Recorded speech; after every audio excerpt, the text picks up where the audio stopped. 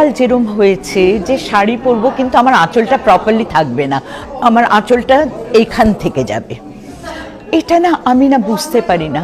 আগে আমরা রাস্তার যাদেরকে আমরা ওই রকম মানে ক্ষমা করবেন এটা বলছি বলে, যে রাস্তার মেয়ে বলতাম, যারা ল্যাম্পপোস্টের তলায় দাঁড়িয়ে থাকে এরকম মেয়ে বলতাম, তারা ওই রকমভাবে দাঁড়াতো। কিংবা যদি গ্রামে কাজ করতে করতে তার হয়তো সরে যেত, সেটা কোনো দোষের ছিল না। এবং এরা মানুষকে অ্যাট্রাক্ট করার জন্য ওরকমভাবে দাঁড়িয়ে থাকে, তাদেরও আমি শ্রদ্ধা করছি যে তারা তাদের প্রফেশনের জন্য এটা করছে। কিন্তু আজকাল যারা বিনা কারণে ওই রকমভাবে শাড়ি পরেন এবং তারপরে লোককে কিছু বললে তখন তারা রেগে যান, মেয়েদের নিচু করা হচ্ছে, মেয়েরাই তো মেয়েদের নিচু করছি আমরা। তো আমি এটার ভেহেমেন্টলি আমি এটা প্রোটেস্ট করি, কারণ আমাদের একটা শালীনতা, একটা জায়গা আছে যেখানে